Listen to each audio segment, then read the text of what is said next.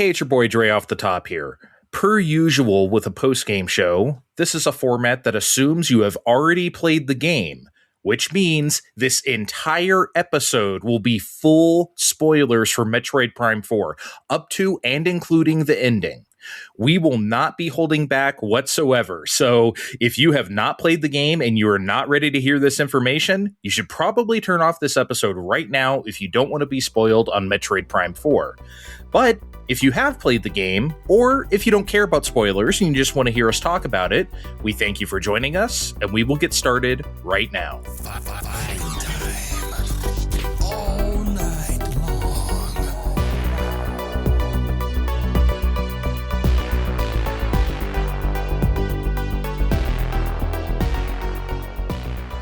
Hello, party people. Hello, Christmas people.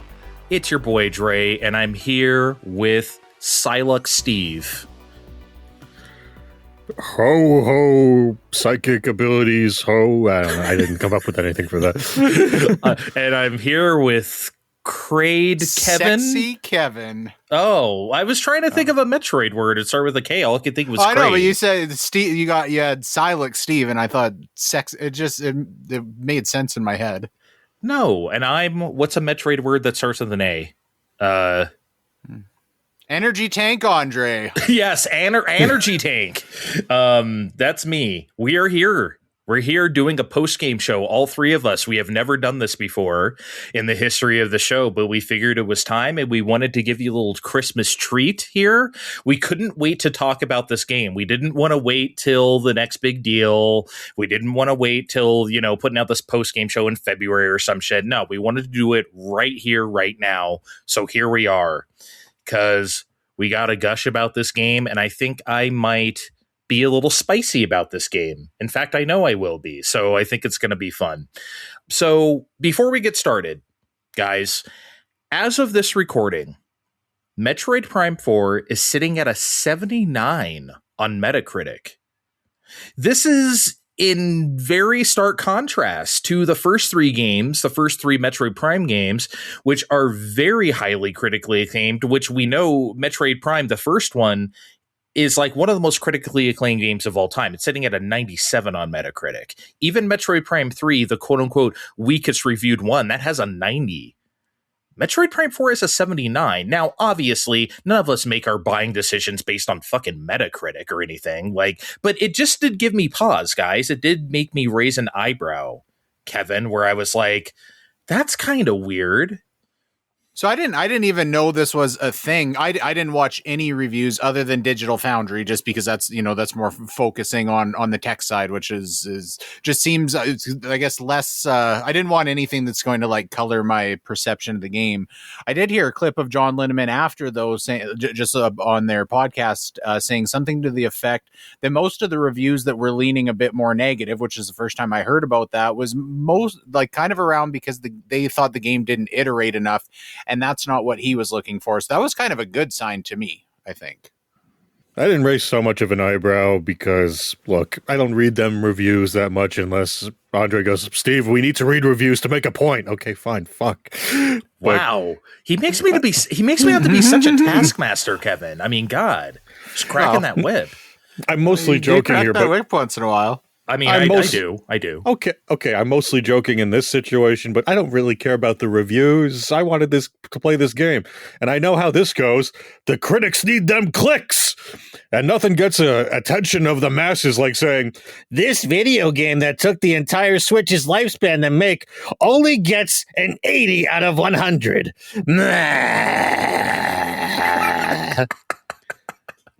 Kevin, he's serious when he does after a fucking shitty review voice. I love it. Because I am sure if this came out at a more reasonable timetable, it'd be hovering in the 90s like usual. You really think so? Regardless of any criticism, valid or not, people have of it. I think he's got a point there. Just that so much time probably lets people build it up in their head more than they need to. These just are. I mean, this is me with fucking what was the Biomutant? This is the Biomutant effect is the problem. You decided Biomutant was going to be the best game. Well, I mean, it was okay. That's fine. Yeah, it's okay. I still see it on your face. It wasn't what I built it up to be. No. I mean, what could it? How could it really? I mean, Jesus Christ.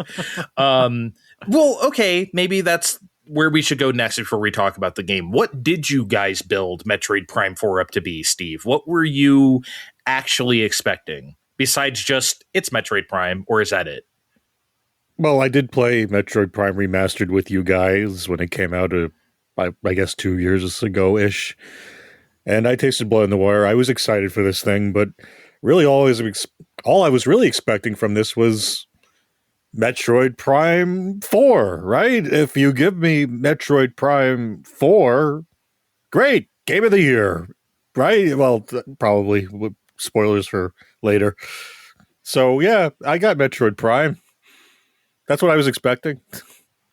Yeah, I think I was pretty like open to whatever direction Retro wanted to take that. I think in terms of, how iterative it was, I was pretty, if they wanted to do something different with it, or if it was still very traditional Metroid Prime, I think I was pretty okay with that either way. If I had any real slight reservations, to be honest, I wasn't sure that the whole like psychic abilities motif was going to fully jive. But that wasn't like dampening my excitement over it. I just didn't know how well I thought that was going to mesh with Metroid. But Okay, yeah, and I think in my opinion, it meshed pretty well. Spoiler alert. But yeah, okay. Overall thoughts. Let's do a global thought. You can make this a grade. You can make this whatever you want.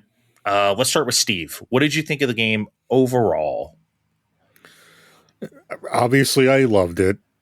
I think everyone that likes it or not thinks it drags a bit toward the end, but I think if I was a bit more active with using the map, the tools given to me, I could have alleviated some of that, but stuff to use in hard mode if I play again. But again, oh no, the game's iterative, and being kind of iterative is okay when you're a series this old, right? I mean, it's fine. Game gets an A. To me, those kind of, I mean, I guess I should have said this before. To me, those kind of reviews are weird because it's kind of like what happened to Shenmue 3. Shenmue 3 happens, or is announced, everyone's excited. Shenmue 3 comes out, and everyone's like, ew, it's Shenmue. I don't know, man. Isn't that what you wanted for so fucking long? I mean, it's definitely Shenmue 3, all right. It's Metroid Prime 4. What did you think, Kevin, overall? I'm going to echo what Steve said. I loved this game as well. I did. I really enjoyed my time with it. It is not flawless. I guess making reference to the, near the end of the game having issues. I don't think of the end of the game as being a part that is poor, but I do think the bulk of the issues I did have with this game predominantly showed up in the final third. But I had a really hard time finishing this, not because I was like actively delaying finishing it. I don't want to jump too far ahead. I filled up the fucking green crystal tank twice. I wound up just like endlessly like dicking around because and what? Whose fault was that?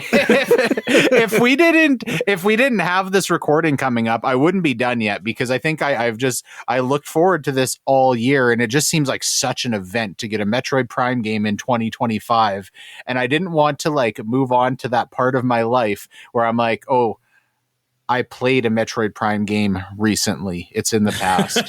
I'm never going to get to like, when is the next time we're going to play a Metroid Prime game for the first time? Soon, I think. Yeah, me too, actually. But do you agree, Steve? Okay, yeah, I think it's going to be soon. But okay, here's how I felt overall. The first 70% of the game might be some of the best video gaming I've ever done. Straight up.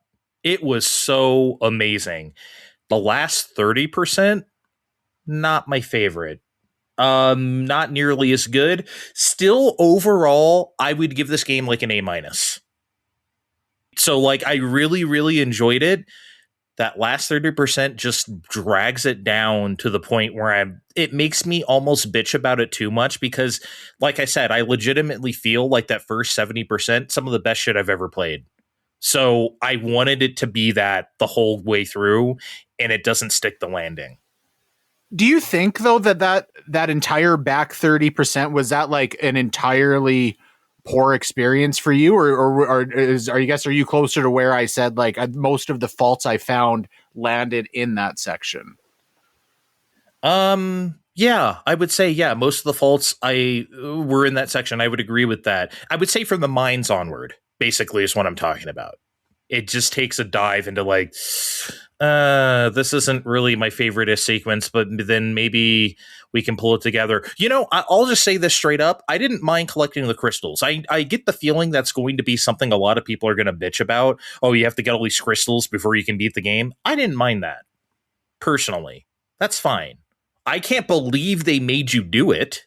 Also, the name Memory Fruit is just a hilarious. I mean, Memory Fruit? I mean, get out of here. Like, yeah, this is not the 2002 Retro Studios, because I don't think they would have let that fly. Yeah, Memory Fruit. Do you think they came to Yoshio Sakamoto, Steve, and was like, hey... Oh, he was. I guarantee he was all about it as soon as he saw it. He was like, yeah. Well, he's the one who loves Psylocke. I feel like he's the reason why any of this is. Anyway, maybe we can get to that when we start talking about the ending, but I guess we could start anywhere from here, guys. Do you want to... I mean, we eat with our eyes first. Do you want to talk about graphics on Switch too? Because it's Christmas. Let's talk about the graphics for you. Okay, let's just say this. I understand this game is coming very early in the Switch 2's life cycle. If we see another game look better than this, I will be shocked. I don't see how another game can look better than this, guys. I don't. This looked incredible. I don't even have to go over it. Like, just the first area with all the prehistoric shit. Remember, that's the first glimpse we got, guys, like about a year and a half ago when they first actually showed gameplay. We saw like the prehistoric, like the jungle shit. Actually in the game, that looks like twice as good now. I need to go back to that original trailer and look, because like this looks way better than I imagined it being, Kevin. Yeah, and there's such a merge of like sheer good graphics and the art direction, like everything really comes together. I honestly like felt kind of weird about, playing a game like this on Nintendo hardware that is like a Nintendo franchise game. It almost feels off-putting. We're not used to this. We're not used to this anymore. No. We could play a game with graphics on the Nintendo for a treat. Yeah, I know. But since when? When's the last time we were spoiled like this? I legitimately don't remember. Is it like Metroid Prime 1? Yeah. Well, like, honestly, that's what I was thinking was GameCube. Like, GameCube is the last time I've been like, this feels like, like modern, like high-end graphics. Some of these games that are like, some of the games are standing above the contemporaries. Well, yeah. GameCube is the last time Nintendo played ball with hardware, so they really haven't done that since then. But even then, I can't think of a single Wii U game where you're like, wow, or something like that. Like, it just never. I mean, I think Mario Breath Odyssey. Of the Wild. Oh wait, I think Mario Odyssey is quite the looker. I would say. I mean, that game kind of blew me away graphically, honestly, especially the fact that it was like 60 and it just ran so fucking smooth. I think that, but this runs. I can't believe I'm playing a 1080p 120 FPS game by Nintendo on my fucking TV. That's nuts. And they pulled it off. The game doesn't dip. I don't know about you guys. I could not make this game dip. It just didn't happen. No. Not at all. And I still can't believe there's a Switch 1 version of this that everyone says mostly runs 1080 60. I would hope it does. I mean, that's like the whole point of Metroid Prime. I almost don't even think like Odyssey is a fair comparison. Like that was impressive, but I think so much more of that was just attributed to art style. It obviously ran competently on the hardware it was on, but this feels like it's like this is like a pumping engine of graphics at the same time. I have never seen anything that looked like Volt Forge since like Returnal. I legit mean that. I'm comparing this to a PS5 game. Like, that's how good this game looks. I never thought I'd be able to look again. The system is very young at this point in time. I never thought I'd be able to say that about like Switch 2 graphics. I never envisioned this. This looks as good as something like Returnal, Steve. I was not expecting Volt Forge or even Ice Belt for that matter. That facility is just so bleak. It's incredible. Yeah, just excellent stuff. Outside with the wind blowing, you're using a few shitty lifts and elevators. It's just excellent. This is kind of random, and I'll just be slipping in these random thoughts, I guess, throughout these, or I guess maybe I can round up the rest of the ones I didn't use at the end. But random thought, that's like the only real platforming section in the game. This game really de-emphasizes platforming in a way that I was not expecting, because like I feel like the original, well, maybe not so much Prime 3, but Prime 1 and 2 are all about jumping. You're doing wall jumping, you're doing screw attacks in Prime 2. You're not doing any of that in Prime 4, which is fine. But it just seemed like back in the day when we found out this was going to be like Metroid Prime 1 was going to be first person, we're like, how are you going to do all the jumps? Because that's what Metroid was about. And they figured out a way to do all the jumps. Now we're not doing that anymore. It's weird. I think there was some of that in Vault Forge as well. Some. And then never again. It was kind of weird. It definitely de-emphasized. I didn't even really notice that when I was playing it, though. It's interesting you brought that up because I can definitely see it now. There was no psychic screw attack. I was waiting for it, and they didn't give it to me. When the words "psychic lasso acquired" appeared on my screen, I laughed my ass off. That was one of the funniest shits. Oh my god, I could not deal with all the psychic stuff. That was just so funny. Also, do you like how Samus does the two fingers to her head, like I'm doing psychic things, like when she is like scanning stuff or moving shit? It's so good. Okay, speaking of so good, you could all say, "Oh, that's old hat." I was impressed with the Samus's reflection stuff in 2002, and you can all pretend you weren't, but I was. I'm still impressed with it in 2025, mostly because it helps that her face was more detailed than ever before. I mean, sometimes she blinks, but now if you're letting loose on a door, she's like squinting and turning away from the light. Sometimes it lingers longer depending on whatever weapon you're using to make it, the reflection happen. They really thought that out. It's really good stuff. They did it well. Can you imagine? I know, like, this is like easy to dunk on because nobody's efficient anymore at all. But like, can you imagine? I don't know if this were Ubisoft, they would just use like ray tracing for that, like full ass like 4K ray tracing, and the game would run like shit because they're reflecting Samus's like real time model face with some weird thing. It's like, you guys don't have to do it that way, which is why your games run like fucking crap, and this runs at a locked 120. But if I can criticize the graphics anywhere, I gotta be real. I think the desert looks like shit. It does. That's like a PS3 ass desert, guys. Like, come on. It doesn't look great. It's fun to traverse, and it's fun to play out there and just drive around, but it's not a looker at all. It's not.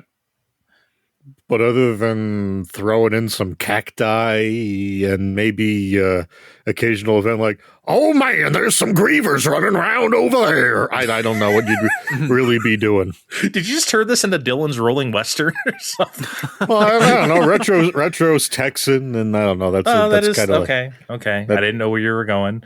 Yeah, Kevin, the desert looks like shit. Like, come on. I mean, I think to me, it was just it's barren. It's probably bigger than it needs to be. I've got a whole section coming up about my issues with the desert because I think the desert is probably deserving of a lot of the critique of the game. But I don't know that I didn't take it as much as like a graphical thing. I don't know what they could have done to jazz that up. And I do think the horizons and the sky in the desert, there's a lot of like variance kind of depending on what direction you're looking at. So you get some like cool skyboxes in the desert. But it's, to me, I think it was just there's not that much going on in the desert.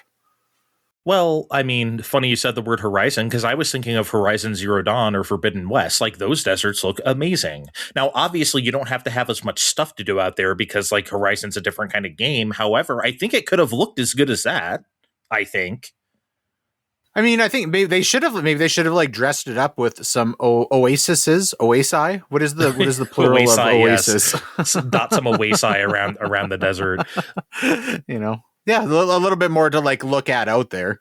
I don't think it's as barren as people think. I thought it was fine finding a couple of little outposts and getting some upgrades and stuff. I think that's kind of fun, right? Because like if the desert were like actually fucking huge, you wouldn't be able to find it. That's why I think it's like perfectly the right size. Did you just have fun doing some backdoor action on some of them things to find upgrades? Yeah, you really open that little birdie butthole for that. Well, you know what? I'm gonna while we're on desert, then I'm gonna do my bitching about the desert now because I have other bitch. I was gonna save this when we talk about the motorbike. No, do it now. I love the motorbike.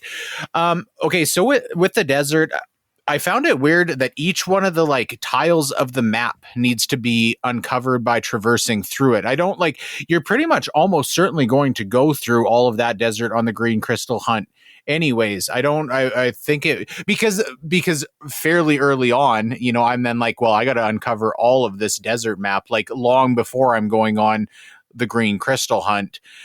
And I get that they don't want you to like immediately know where all the shrines are. I just think it maybe would have been better if they would have just had the icons for the shrines or the wrecks show up when you get near them, as opposed to the like system of like the like tiles of map being blacked out in the desert.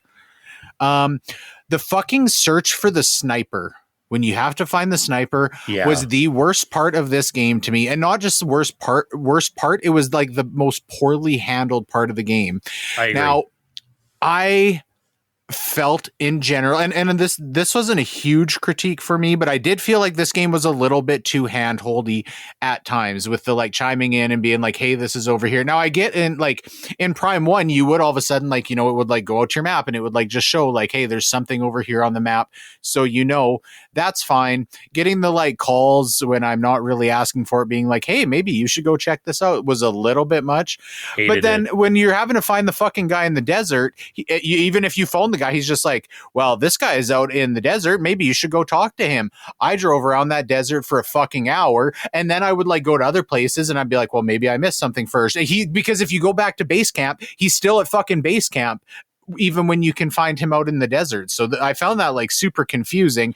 I wound up Googling what to do, and I fucking hated that. I did not want to like look up anything for this game on the internet, but I was getting pissed off and frustrated. And it was like, oh, find the smoke on the horizon, which is not like fucking visible from anywhere. It didn't add jack shit to the game. When you go and fucking talk to that guy and he plays his kazoo and then you move on with your life, that should not have been there. I did not like that either. You know what? I'm curious what you guys think about this, because I think it pisses some people off and other people are like, you're blowing this way out of proportion. I do think that locking a music theme in the desert behind amiibo functionality is shitty. I don't like that. Yes. I personally think all the amiibo stuff is kind of shitty. I've always thought that personally. Like, you should not make people buy a trinket to access. Like, I get it. It's just a bonus. It's not something that like changes the game, but it's like that should be accessible via other means. I don't think it should be something where it's like you must have your toy. I get they want to attach like value to those things, but I have never liked that in any game. Now the amiibo collector Steve is going to tell me I'm wrong. Is the music track just behind the amiibo? Because I know you can get the video that the Silex thing plays by other means. Yeah, I think that's because there's some like kind of like environmental sounds at times in the desert. But I think that because I have the fucking bike amiibo and I was like, I'm not tapping it. I'm not trying it. This fucking pisses me off. I'm out of print, so I'm not even listening to this fucking music. I'm probably in between. I mean, if stuff is locked behind amiibo and it's just like a small like aesthetic thing or a fucking costume or whatever, I don't care. That's fine. A music theme, I mean, I always like kind of equate using amiibo to like, should you be able to sell this for DLC? If it's just like a skin for a character or something and it's DLC or it's amiibo, whatever, like, locking him, because it's not something that's really even that like tangible. It just like makes the experience feel like you are getting like a like experience cut off at the knees in some form. I don't know, that bothered me. I don't like any of it. As I said, I don't, the costume, you must have this thing to do this thing. You must have a toy. I'm just not, unless it's literally a Toys to Life, like a Starlink or a, whatever the fuck, Disney, what was the Disney one called?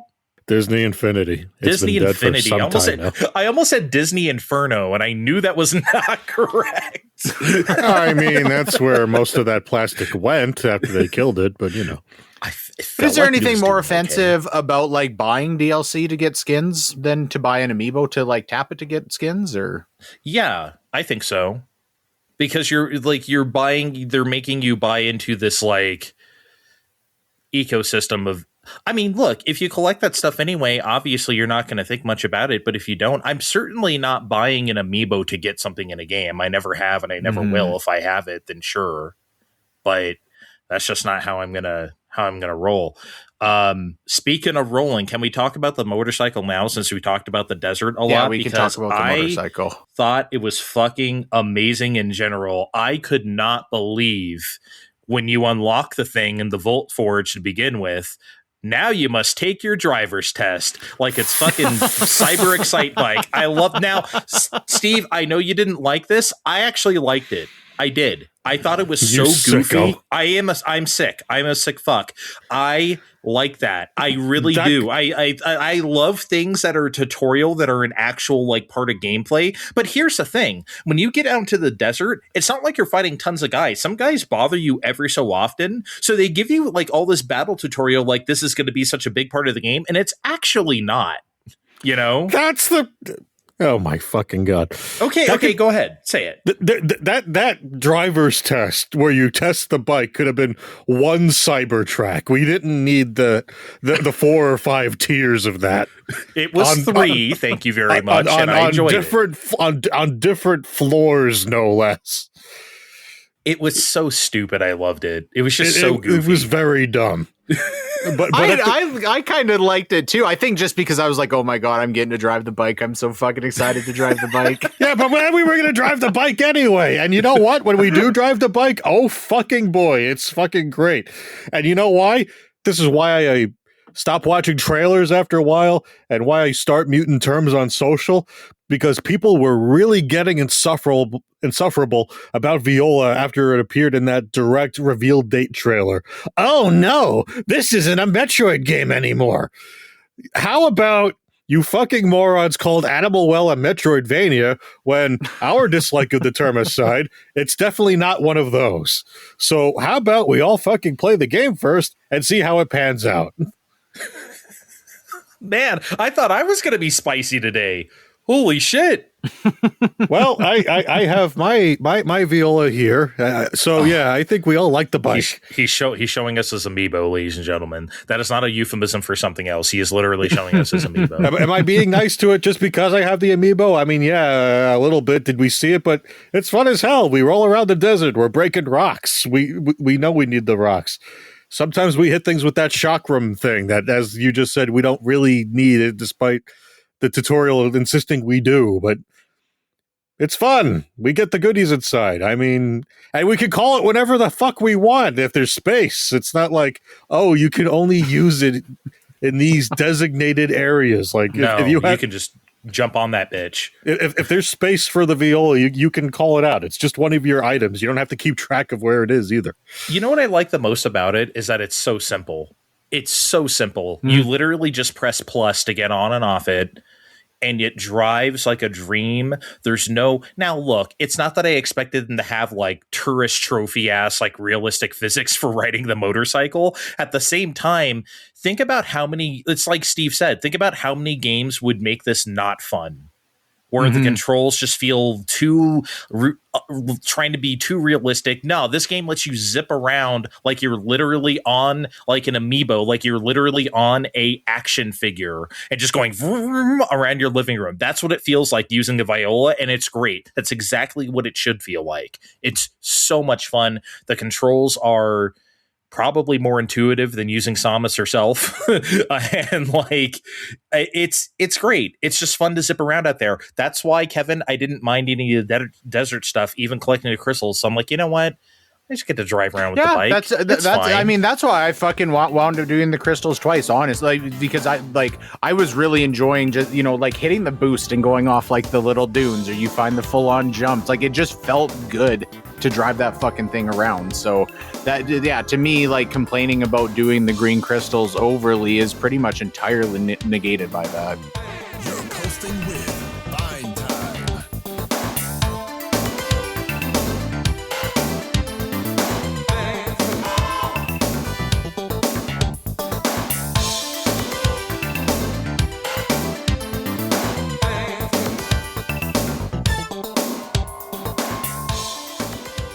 Do you guys want to talk mouse controls real quick? Just because it's kind of a feature of the Switch 2 version. By the way, I laughed out loud when I started the game and it literally said Metroid Prime 4 Switch 2 Edition, like on the title screen. I was like, come on, why does it say that? Okay, you brought that up, and I saw it. I'm like, has anything else done this yet? And I'm trying to think, did the Zeldas do this? And I wasn't loading that up, but I have been going back in and out of Pokemon ZA lately because DLC's out for that. And that game does not. It just says Pokemon Legends ZA. Okay. With a little ticker on the bottom says, hey, DLC's live, you guys. Maybe go buy it. I don't think Kirby said that, right? Maybe it added a banner for Star-Crossed World, but other than that, yeah, I don't remember that either. I don't think so. But like, for a game that just came out, I don't think you need to say that. If you're saying it for Tears of the Kingdom, okay, I get it.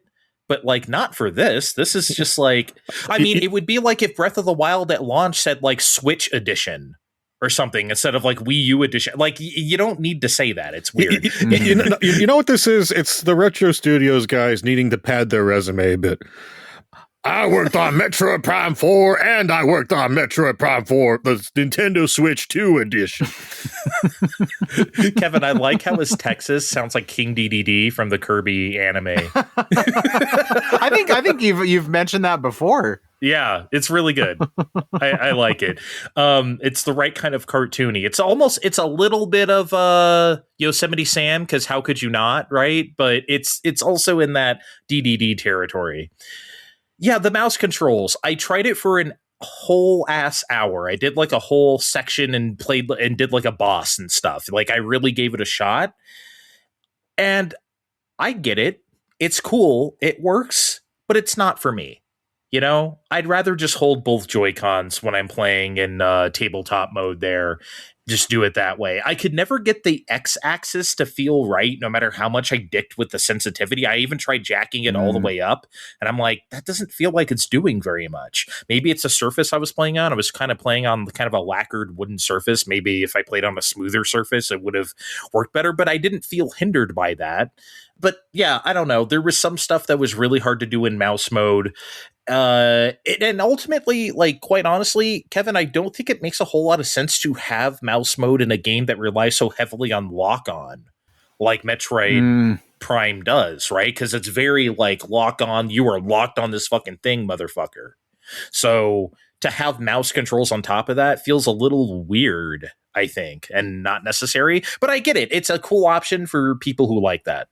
Yeah, I can't say a whole lot because I did try it for about 2 minutes, and that's nothing against it. It worked great for those 2 minutes. Why did you even bother? But I mean, because I felt like I needed to be able to say that I tried it, and it seemed like it works fine. I mean, I don't play first person shooters on PC. I like to lay back like a fat slob with poor posture, which most controls are not overly conducive to. And honestly, too, like, you know, it kind of depends on the game on Switch. Sometimes I'm like, oh, this feels like a handheld game. This was like a TV game for me with the Pro controller. It really felt like this needs to be like a, you know, core sitting on the couch experience. So I didn't even, that was the only time I used the Joy-Cons for this as well. I was a real Pro controller truther on this game. Unlike Kevin, I gave it a solid half hour around the ice belt. And I appreciate why others like it. It definitely works, but it's not for me. And I already hear people out there going, but Steve, you nerdgasmed all about the mouse controls when Switch 2 was revealed last spring. But yeah, guys, but for more slower operations like Civilization 7, but I still maintain that's great for, and other little things like what it did for Dear Me I Was, but I can't do this for an FPS. I'm too into the console life now. I'm just too old. Dear me, I was. It's our. I feel like Steve. I legit think we're gonna go the whole Switch 2's life cycle. We're gonna be the only ones who have played that game. What? That can't be true. I mean, come on. Who else is out here doing podcasts on Dear Me I Was? Kevin, 2 minutes. I mean, come on. Dude. I mean, well, I just because you know why? Probably because I knew if I came on here and I was like, oh, I didn't even try the mouse controls, you guys would probably give me even more shit. Maybe not. You might as well not have tried further it. ahead with you guys if I didn't. Let's talk map design and I guess in a way linearity as well, because that's kind of the thing about this game, right? Because at its core, Metroid Prime 4 does the hub world thing. The desert is the hub that connects all these various other biomes around the map, like what would make for a bad Zelda game, wink wink, but in this game it's actually cool because it's pretty radical for Metroid. They're not even pretending this is an interconnected world this time, nor should they. This is a very different kind of thing. And so that pretense is pretty much thrown out the window. Steve, what did you think of that? Like when we first realized how this was going to go, like when you got to the desert where you're like, oh. Yeah, I'm okay with it being fairly linear-ish. They've been doing that now and again since Fusion, with all the sectors and things. And it's definitely not as linear as Metroid Prime 3, where they're like, okay, fly your thing to this planet. That's what we're doing right now. Yeah. What I didn't like was there was a part in the beginning where I think they're like, oh, just drive around and just feel it out. And it sort of made it sound like you can do whatever you want, whenever you want it. And that's not the case. Yeah, you can't do that. That I didn't care for. Don't lie to me like that. Yeah, don't trick me, Kevin. I mean, I thought it was good too. I maybe missed a little bit. I like when you like go into a new map and then like pop out into a map you'd already been in a while ago in like a different place, or you're like up on a ledge that you couldn't get to before or whatever. So I missed like maybe just a little bit of that, like, oh, surprise, here's like looking at an area you've been in from a new perspective. But yeah, I by no means was I like, oh, this fucking hub area is fucking up the flow of this game for me at all. I mean, it added lots of benefits too, like driving off dunes on the motorbike.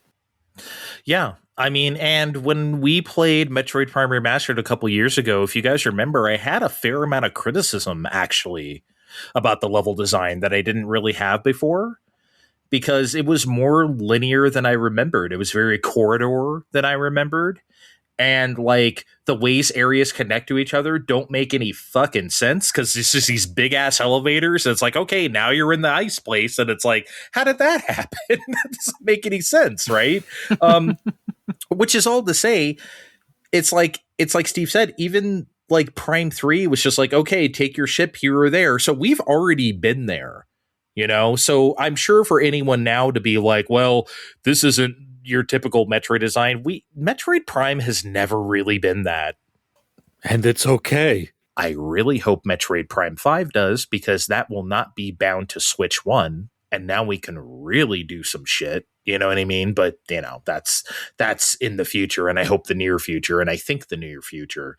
But yeah, I love the way they did it. I'm trying to think if there's anything else I want to say about like particular areas before we move on. Not really. I just think all of them are great. Even if I didn't like the way the mines place played out, I liked how dank and brown and dark green it was, just ugly and just dusty, forgotten about. Oh, what, you thought they should have put out some pottery or something for you to look at while you were some down pottery in the for me mines? to break so I could get more shit. Oh, this is just kind of random. Do you think Samus's tractor beam has like a very wide reach now? I feel like you can grab stuff from very, very far away. Whereas like before you had to like upgrade that, right? Now I feel like you just have it. Yeah, I think you're right. Yeah. Just a weird little observation. I don't know what we can say about the music here that isn't like, oh my fucking God, this is incredible. But I think both you guys will agree with me. Oh my fucking God, this is incredible. I think it's worth pointing out that, after the intro section where they did sprinkle in, the title theme, the Samus theme, a few bars of the Space Pirates song, and, that Metroid Prime, oh no, we're crashing this ship jingle into the planet. It's all original tunes. We didn't borrow anything from anywhere else. Yep. I certainly would have forgiven them if they wanted to wink at us and use Vendrena Drifts for a few minutes while we were on the ice belt and then switch it off when we were in the facility proper, but they didn't. And good on them for that. Yeah. Kevin, great music. Yeah, and it still feel like it felt very in line with the Metroid Prime games. At the same time. I believe so. I love that there was moments, right? I love that when you get through the ice facility, you have that song, and then when you finally turn on the power, when you finally turn on the turbines, great sequence, by the way. Then the music, you get another version of that song, like part 2, right? There was just great music moments in this game that I just blew me away. The music in this game was just incredible. Yeah, I can't wait. There's they stuck 7-ish tracks on the music app. I'm like, give me the rest. I know I want the rest. I haven't been on there. Remember they put them up before the game came out. I'm like, no, thank you guys. But now I'll have to go back and see what's there. Well, I went in after I finished the game. I'm like, okay, these are a good 7 you picked, but come on, let's have the rest because they all the areas have a part 2 of some kind, and they're all good. I don't know if I have a ton to say about combat more than this is definitely the most fun and engaging the combat has ever been in Metroid Prime. And I don't think that's controversial at all. Mm-hmm. It's the best bosses. It's the best moment to moment shooting. Cause I mean, it's kind of the thing I said again when we played Metroid Prime Remastered. It's people always say Metroid isn't about the combat, but you sure fucking do a lot of it in Metroid Prime. You're sure locking on to a lot of space pirates and freezing them or whatever. You're doing it a lot. And at some point it gets a little, I did not feel that way in this game at all, guys. Maybe the only criticism I could say is maybe there could be some more variety. There was a lot of grievers. I'm not saying we had to have all the same species we had on SR388 or Z-Beast or whatever, but maybe some more variety in enemies. That's it though. Kind of a minor complaint. Yeah, that was a storytelling choice, I think. Otherwise, oh no, the space pirates have followed us to the Vuros system. Oh, that's terrible. Well, I mean, they didn't have to do space pirates again, but I was surprised we didn't see any traditional Metroids here. I thought that would just show up just well, where did you see? I didn't see any. They were right there at the beginning, hanging out with Silex. Remember, he's like, I got the super weapon. Ones we fucking fight, okay? How dare you? No. Yeah, he was just chilling with them, Bub and Bob there, just... Yeah. Do you think he gave them names? Matt and Troy. Okay. I did think at the end we would see a couple surprise Metroids just to do it. I don't think Metroid Dread has any Metroids, right? Yes, there is. There is? Samus herself. Oh, shut up! God damn it! Turn off his mic. Prime 2 doesn't have any Metroids, I don't think. No, it does not. Does it not? No, I don't think it has any. They go through all of Metroid Prime 2 with 0 Metroids. Again, unless you count Dark Samus. I feel like that's the first game without any. Yeah. If I could, yeah. The bosses in this game were fucking exceptional. Maybe this is kind of a hot take, but I've never thought bosses in Metroid Prime are that fun. Some of them are okay, right? Some of the Ridley stuff, the most memorable one I can think of is in Prime 3 where you're falling down the elevator shaft and you're shooting at Ridley or whatever. That's one of the top ones to me, but that's more of a spectacle moment than a great boss fight. I can't really think of any that are great. These are fucking great in this game. I think they're excellent. You guys agree?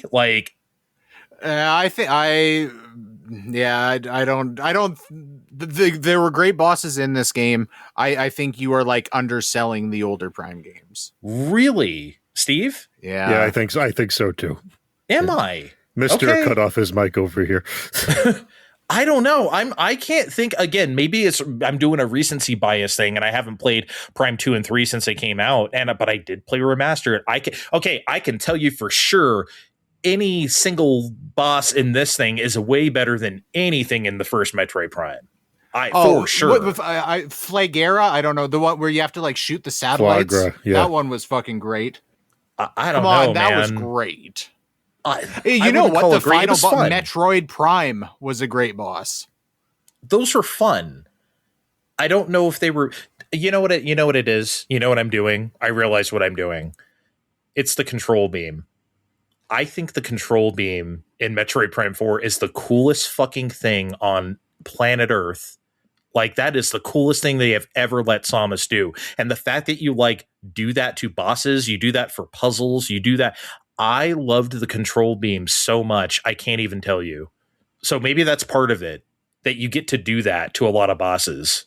I also love the control beam for that too. It's the beetle from Skyward Sword if it were fun. Yeah. Okay, I actually like the beetle from Skyward Sword, but this one's like, oh, I could fight with this. This is great. It's so cool. Using the different elementals on enemies felt much more like awesome, I think, as opposed, because like in previous Metroid Prime games, they just feel a little functional. Oh, the fire, the ice. This feels a lot more intentional, maybe because there are less enemy types and they can be more intentional with it. I think it was a decision to be like, we're going to do like, there's going to be the missiles, there's going to be ice, there's going to be fire, there's going to be electric. And I'm glad they did that. I bet you that was almost a hard decision to make, that we're not going to, try and push it out into some like weirder shit. I like that they kept it classic. What I felt was brave was they kept those super missiles from you until almost the end of the game. They could have kept them from me the whole game, if you ask me. I don't think they needed to be. Maybe that's my Metroid hot take. I don't think super missiles and super bombs need to like keep reappearing. I just don't think they add anything, especially in 3D. I feel like we could just like not do that. The super bomb is so satisfying in 3D. Especially with the psychic ability that we can use to throw them by hand. So fucking cool. All the psychic stuff is amazing in this game. By the way, do you like how like she lost all her shit in this game this time because psychic reasons? Because they got hit with a weird portal? Like, they barely explained it at all, which is great. I don't want them to. They did and they didn't at the same time, because the thing she was left with barely works. If you try to scan anything until you get the psychic gem, it says, oh, fuck, the database has no fucking idea what you're looking at. Fuck you. until you get the gem. It's really, it's so good, man. It's so good. Again, psychic lasso. Oh, what was that? I wrote it down somewhere. It really made me laugh. There was like some actual like, because you scan something, you psychic scan something, LOL with Samus, and it's like, this looks like you need the psychic boost, so you can do a psychic jump and then use your psychic something else to like whatever. Yeah. It's like, it said psychic like 3 times in the description, and I'm like, they're just doing it. They do not care. Was there ever a Psychic Everywhere novelty Twitter account back when those existed? Psychic Everywhere? Oh, Psychic Every Word? I don't think so. I know there was Cyber Every Word. There's Cyber Every Word and there's Fuck Every Word. Because that's what this was feeling like after a minute. But none of the reading it all felt like that. But I feel like actually using all this stuff was too fun for it to, that we could let it slide. There was a gay one, right? Every word is gay. Yes, there was. Yeah. Yeah, those, man, I'm missing them bots. They got to be some on Blue Sky, right? They have to be. We'll look later. Yeah. Okay. As opposed to the middle. Okay, let's just stop the show and look for some bots. Right? I mean, like, what do you? just play the Metroid elevator hold music while we look up bots. Yeah, while we look up some bots. All right, guys. We need to talk about it. It's the thing that's the most controversial about this game. It's the NPCs. Overall, yes, they were intrusive. I eventually came to grips with it, but it was intrusive. And at first, I was really, really pissed. Nuclear pissed. Kevin, how did you feel about all these humans overall?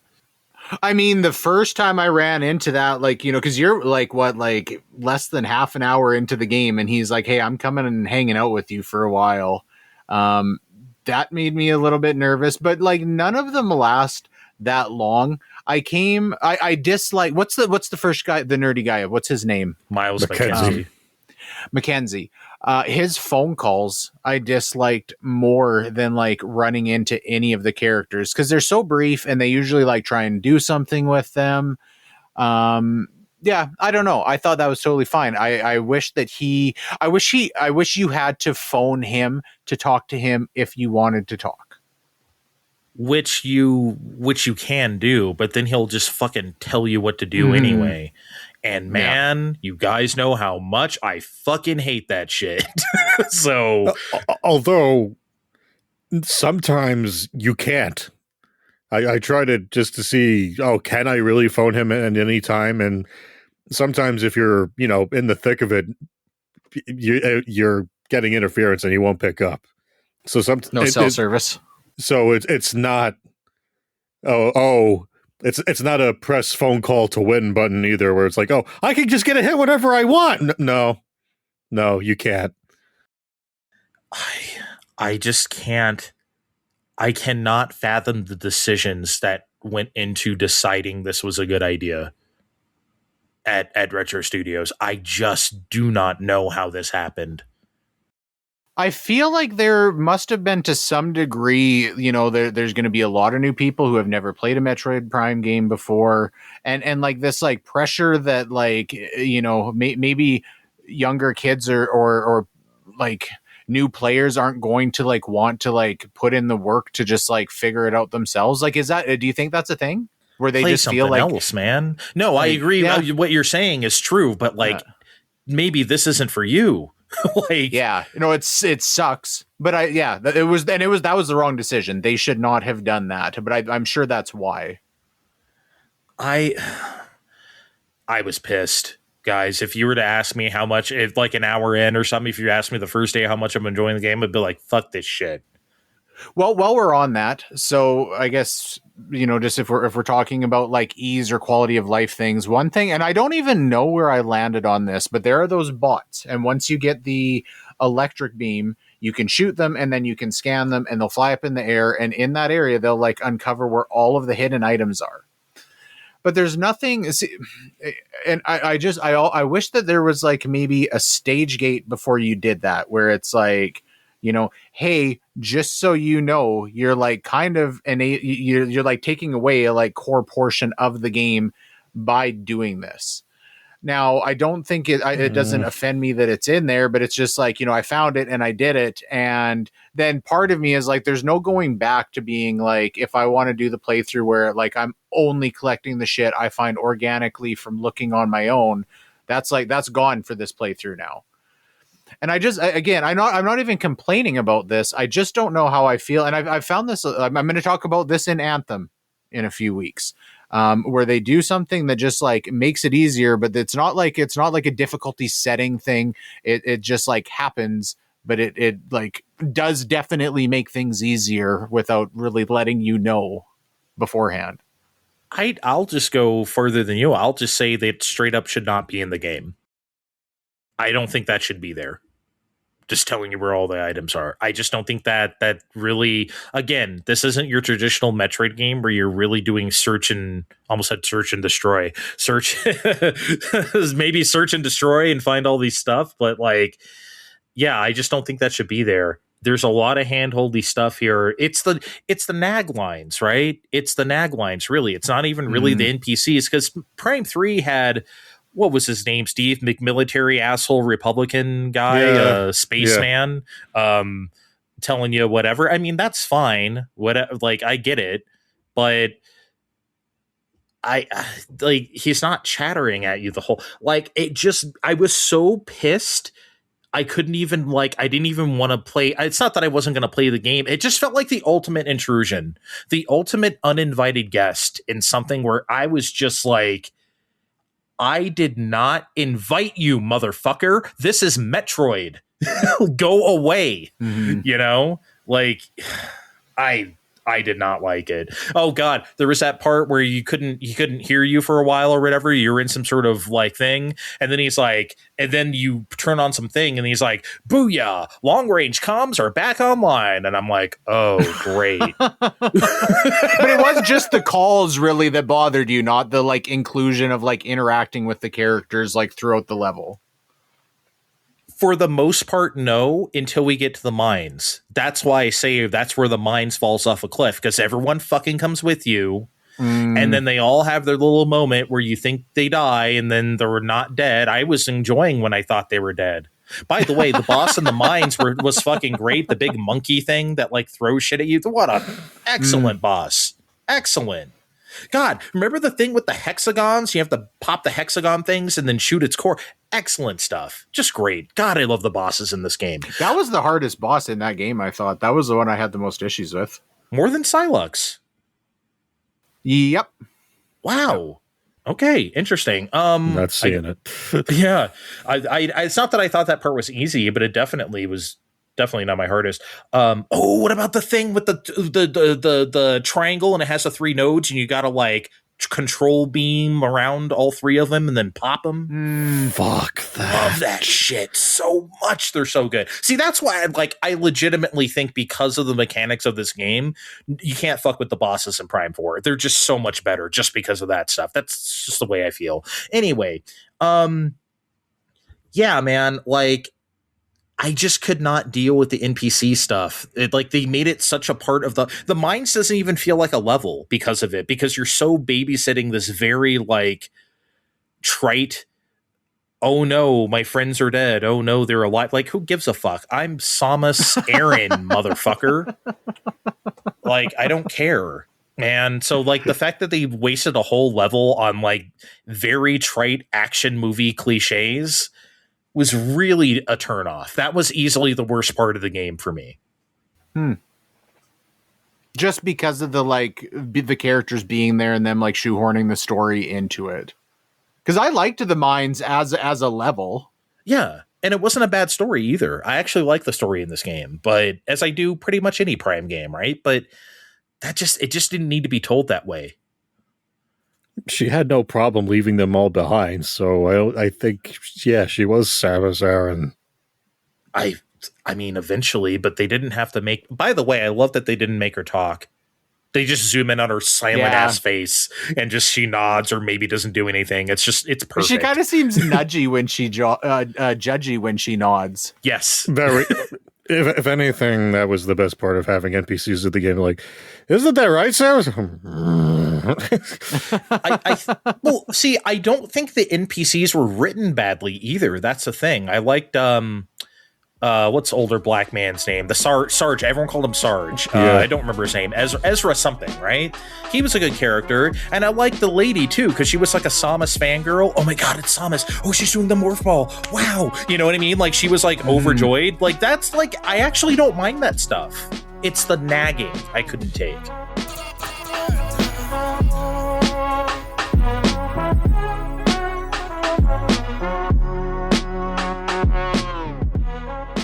Let's get to the ending. Or rather, just not literally just the ending, but like final fight and all that stuff.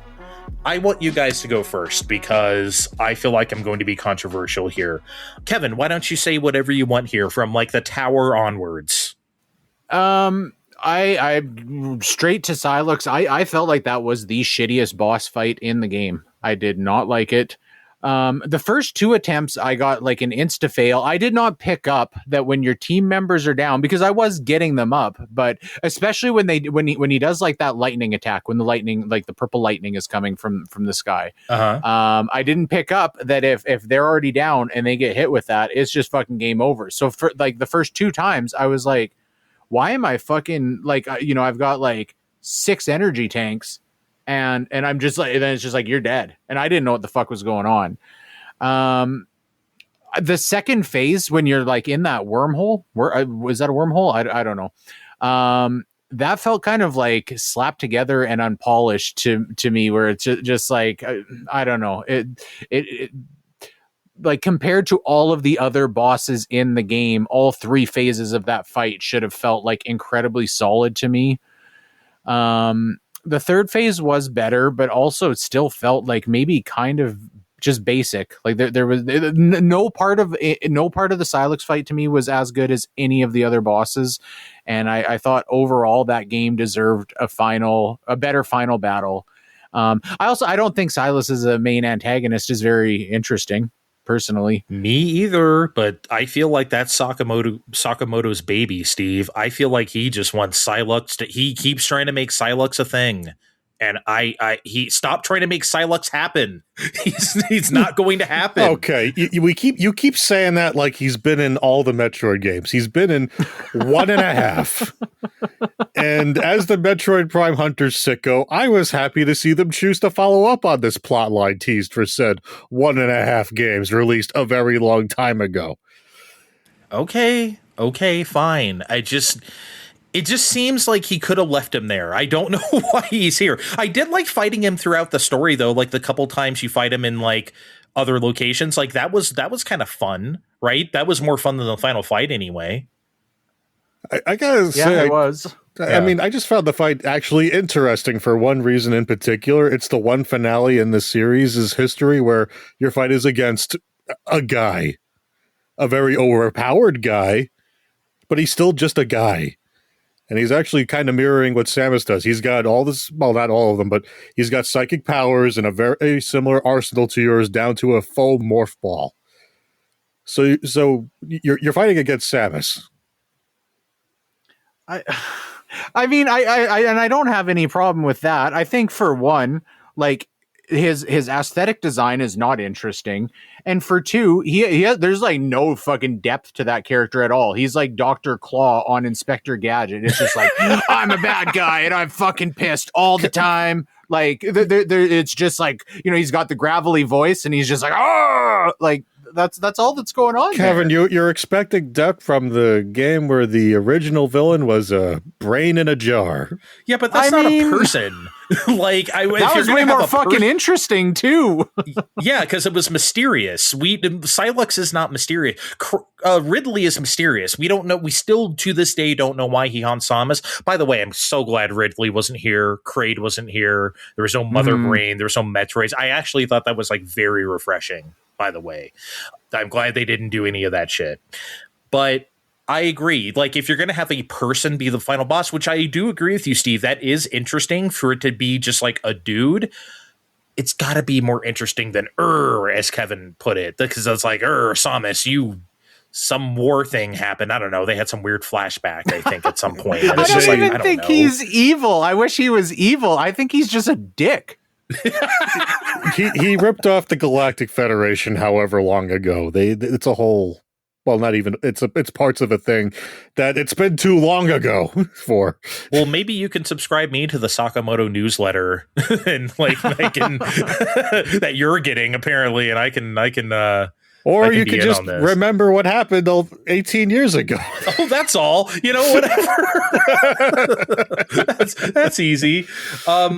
Okay, so I might slightly disagree with Kevin. I agree that like the first part wasn't that fun, especially with the NPCs you have to keep alive. That is just not something I want to do in a game like this. That's not something I really want to do in any game. I especially don't want to do it here. Like, no thank you. That sucks, especially since like I legitimately couldn't do anything about it. Like, I failed a couple times on that lightning sequence because I legitimately could not get to them. I was so far away, and then they got zapped, and then they were dead, and it's like 2 of them were dead. And it's like, well, I can only choose one, so the other one's gonna die. I literally couldn't do anything about it. It's not like you can top them off with healing before they die, unless I was like dumb and you can't. Can you do that? No, you can't. Yeah, so like I don't know. I could pull. I mean, I've played enough Overwatch and Marvel Rivals. I know how to heal. But Andre, there was psychic cyber dragon heads. That was cool. See, like visually, it was pretty amazing, right? Like I liked it, but going all dragon spirit on me. And unlike Kevin, I did like the wormhole part. I thought that was fun. I thought that was like visually interesting. I thought it's like, okay, we're taking the fight somewhere else. Here's what I didn't like. I did not like the final part. I think it's funny that he steals your energy tanks. That's fun, right? Yeah. And he kind of zips around with them like a goddamn mouse. Like that's kind of funny, right? But like he dies in such a uncharacteristic way for like a final boss. He just kind of goes, ugh, and like falls over the platform. And like, that's it. And then you go back and then he reappears immediately to fuck over the humans. But then you have to leave. They set up the teleporter, so you just leave, and then you go plant the memory fruit, and those credits start rolling. And I legitimately thought I triggered some sort of bad ending. That was so terrible. I thought I did something wrong. I was like, that's not supposed to happen, right? So as the credits were rolling, I looked on like YouTube and everywhere to spoil this for myself. No, that's just a normal ass ending. That's what's supposed to happen. I was shell-shocked. Guys, that is a fucking terrible ending. I'm sorry. That sucked. Bad. Like, I was just mouth agape. Like, there's no way that's true. You know what I think? And I'm sorry if I'm jumping all over the place here. You know what I think? I think they didn't get to finish this game. And I know that sounds silly because they worked on it for 8 years or whatever, not retro themselves, but it's been in the works for that long. But think about Final Fantasy 15. I think both you guys have played it at this point. Mm-hmm. They did not finish that game. At some point, the open world cuts off and then it just turns into Xenogears where it's like you're going here and there and they're just showing you cutscenes and then the game ends. They did not have time to finish it, no matter, even though they worked on it for that long. Think about it. That's why the Mines is the way it is. It's super linear and it's not really a level. It's just NPC action movie stuff. Then you unlock the tower and that's also not really a level. You just go up there and open the vagina doors and you fight Psylocke. And then that's the ending. I legitimately think they ran out of time. You guys got to get this out by the end of 2025, so help you God. And they did, but at the expense of what? I don't know. But that was a bad ending. I really thought that sucked. I did the exact same thing as you. So because you have to like physically touch that teleporter, they fucking throw you the thing. They're holding Silex down, and you have to push it. And at first, because I'm like, "Fuck, do I push this?" Like, because before I pushed it, I thought, if I push it, am I going to get a bad ending? And so I waited for a minute, but then shit starts shaking, and it's like everything's gonna fucking explode and go to shit. And then I was like, "Nope. I'm not fighting Silex again. I'm not, in case that's what happens. I assumed maybe that is what happens. If you don't hit it, then but I thought maybe she just like fucking, if you don't hit it, she is the hero and she saves them and she shoots Silex in the head and everybody's good. But I was like, I'm not willing to risk it and find out.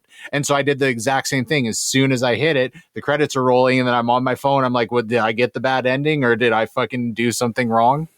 Yeah. That was a shitty way to handle it. This was bad. Did you push the button, the teleporter the first time, Steve? Yeah, I did. And you know what?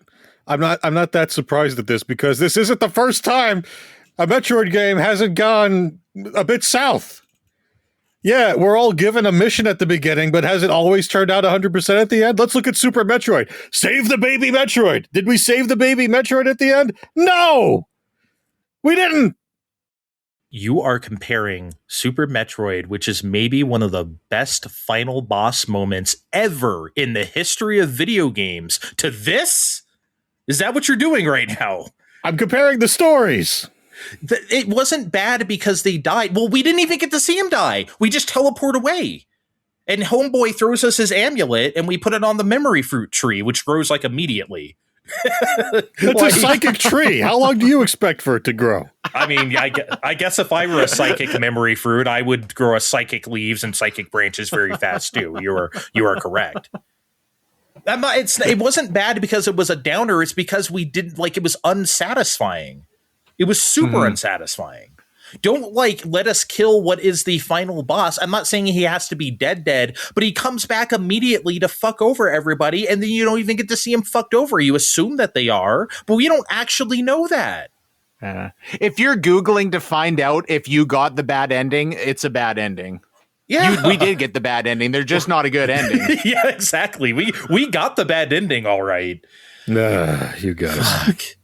Yeah, he's waving. Sorry, I'm sorry, Steve. That was just it. That was nothing about that was satisfying. The doors did look like vaginas, right? You guys agree? 100%. Those doors you're bringing up, yeah. But that's not entirely weird either, because I played Metroid Fusion and Zero Mission because Nintendo's all, hey, you want some coins? Yeah, so I did that again. They have the eyeball doors in that game. So we got eyeball doors, and now we got pussy doors, and I don't know, maybe in another few years we can get some, I don't know, foot doors. I don't know. How about the sole of a foot with an eyeball in the middle? So you have to shoot the eye, and then the foot just splits. It's not just the doors either. The thing you got to fill up with the green crystals. Also, yeah, right. That is some. That thing's got lips. Yeah, it does. It really does. So, and you filled it twice. Goddamn right, I did, Steven. I am going to be the one to say on the air, Dorothy. There, I said it. Yeah, man. It's such a shame because Chrono Tower is so beautiful too. What a great looking place, and it's just not a level. That would have been so much fun, man. I legit think they ran out of time, but who knows? I mean, again, I'm going to say it since we're wrapping up here, unless you guys have any more salient points about the game. I have some assorted thoughts that I want to bring up. Right, go ahead. I have a question, and I have wondered why this happens ever since the first Prime. On the map screen, when you can look at your map, this happens to me quite often. I'm wondering if it ever happens to you, because it's all wireframey, right? Do you ever get where your perspective gets fucked up and it looks like you're looking at the map from the bottom, and it literally takes some fucking spinning and dicking around, and it takes a while to get the perspective, even to see it from the top? That's not just me? No, that's always happened to me. Okay, good. I'm glad. Yeah, Kevin, the first game we called it Phase on Mines, and in this game we call it Volt Forge. No, it really does do that to me. It looks weird. No, I thought I was fucking up. I thought I broke the map the first time I did that. I was like, oh wait, I think I'm fucked up. Yeah. So no, that's always been a thing with me too. Good. I'm glad. All right. Let's get mad at Steve again. When they said, hey, go look for what's his name, I just happened to be one hexagon away from him, and that's how I resolved it. Are you fucking serious? It didn't even register that this was a dick around to you. I'm like, oh, here he is. I'm like, it's sure a good thing I didn't have to do this too long. Good God. What an asshole. I started wondering if I soft locked myself out of the game with a weird glitch. but hey, I'll tell you what. I'll tell you how this goes when I play in hard mode. I hope he's invisible in hard mode. He moves locations every 5 minutes. Samus, it's me. I moved around in an invisibility cloak. Come and get me, bitch. I thought it was fucking funny when Ezra was like, I forget what was happening in Mines, but he was like, shoot, the hinge is jammed. And I'm like, come the fuck on, guys. It's rated teen. You can say shit. You can say shit in a Metroid Prime game. Please don't do that. Come on. Maybe that someone in there thought maybe they can swing for an E10, but I don't know why you thought. Oh, you're not getting an E10, especially with that ice place being as fucking creepy as it was. All those weird corpses you have to scan. That shit was legitimately creepy. I thought so fucking good. It was great. So fucking excellent. Kevin, you got any more bits and bobs before we get wrapping up? You know what? One of my like favorite scenes in the entire game when you're in Kronos Tower and you can see like through the window in like that main chamber, and you can just like see, I don't know if they're like the statues of the Lumorn and just like into infinity. Yeah, that was super fucking cool. That was super cool. That was great. Metroid Prime 5 certainly happening, right? 100%. Like, and soon. I don't think we're gonna have to wait. Okay, the day the game came out, I saw like ads popping up in places saying they were encouraging people to play this by saying it's the start of a new Metroid Prime story.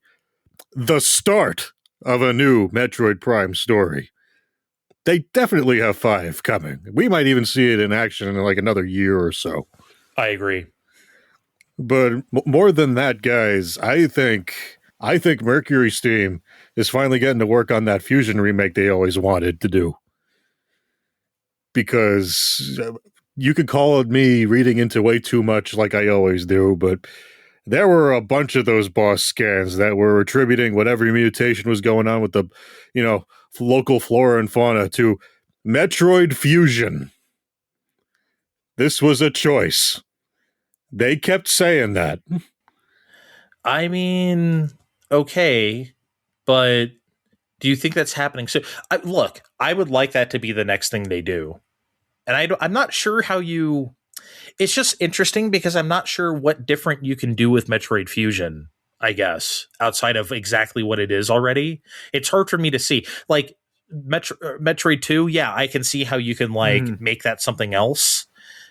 I'm not sure what you can do to Metroid Fusion. It's such an already tight, perfect fucking game to me. I played it earlier this year, and I agree, but I'll buy it if they make it, and you can just listen to me talk to you about it, if that's how you feel. Steve. on what grounds would I not buy a Metroid Fusion remake unless it was like made by AI or something? I mean, holy fuck. I mean, I'll go a step farther. I think that a Fusion remake is unnecessary. I would play it too, but even aesthetically, I don't think that game needs to look better than it does. Yeah, that is very hard for me to... Yeah, it's a game I already think is like a 10 out of 10, A+. I don't know. It's just hard for me to imagine. So I would love to see someone's take. It's not something I'm clamoring for. But yeah, okay. So let's say that's it. This is not the end of this. Metroid Prime 5 is happening. I would not be surprised if it happened in 2028. It's gotta. That sounds right. Like, why are you guys so confident in that?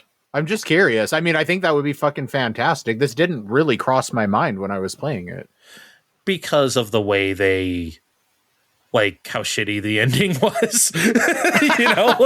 I just think like, I don't know. I just feel like it's really ripe for it. And they got their feet wet again. They have a base of operations. They have an engine that runs so rock solid. And then next time they won't have to make a Switch 1 game anymore that they promised like 8 years ago. So they can really do some shit now. I just think it's prime. It's primed for it. It's primed for it. Fuck it. I'm gonna say it. It is. Woo, you said the thing. I said the thing. I hope you're right. I think that'd be fucking awesome. Yeah. I think that's about it, guys. I really appreciate that this game exists. They didn't even have to do this. They could have canceled the game when it wasn't going well at Bandai Namco or whoever was making it.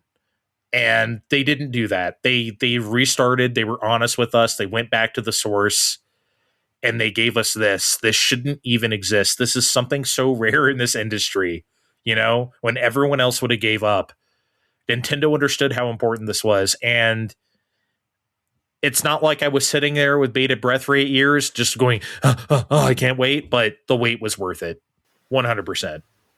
In contrast to Andre, I feel like they knew they fucked up bad in announcing the game too early because they did Return of Samus remake at the same time that year, like, and they knew they would have eaten more shit if they canceled outright. I'm actually more surprised this worked out as well as it did, because this is not 2002 retro. This is retro that helps out with, that makes Donkey Kong Country and makes a Mario Kart course sometimes. But I wonder if they got anyone back who used to work on Metroid Prime for this. I sadly wasn't reading the credits too closely. I was vibing on the song of We're Being Real. Well, me and Kevin were frantically searching our phones to see what we fucked up. So, guys, it's an easy A for me, like I said a few times already. So, and I hope this is a chance for other people to turn this into a learning opportunity of making your own damn opinion instead of listening to other people complain about trailers. Because if I got to hear someone else make a whole opinion on a game they never played just because they had to listen to Mackenzie bitch for half a minute, god damn. It was way longer than it should have. It should have been 0 minutes. But okay, I get it. But I get it. Don't let some poorly cut trailers form your whole thinking. I understand your point. Yeah. Well, I mean, it's like we said when it was unveiled. If you don't think Samus on a motorcycle is cool, then don't. I mean, listen to another show. Fuck this you, is not then. the show for you. Yeah. I'm in a funk since this is over. I am. Are you? You're having I'm like post Prime depression. Yeah, a little bit. Post-mortem. I have I felt that way a little bit too. I know when I really enjoyed a game, I feel that way for sure. I usually get that way with an RPG, because you spend so much time with those people, right? I definitely felt that way. I think both me and Steve felt that way after Octopath 2 for sure. Yeah. But like, yeah, I don't usually, but yeah, I definitely felt that way after Prime 2, that's for sure. And I kind of feel that way now. I definitely would love to give this another run. I like that it's definitely shorter. It feels like the most Prime games. So in a good way. So yeah, I can't wait to play it again. Don't know if I'll do hard mode. By the way, last bit before we get out of here, can we stop doing the, like, you have to get 100% to see Samus's face? I think that fucking sucks. Can we not do it that way? Suck. Yeah, I'm looking in this day and age where I can look up stuff on the internet. You don't need to do that to me because I'm not doing that. Like, I saw that shit immediately, by the way, when I was looking up endings as the credits were rolling. I saw her face. So, yeah. Just don't do it that way. It's not fun. Anyway, I think that's it. Thanks for listening to this post-game show. Thanks for being along with us for these. Oh my God, we've been doing the show for 4 years. Can you believe it? I cannot believe it. Does not feel that long, which is a good thing. So thanks for listening. Thanks for listening to this Christmas special post-game show with all three of us, and we'll see you next time. Bye. We'll catch you next time. This has been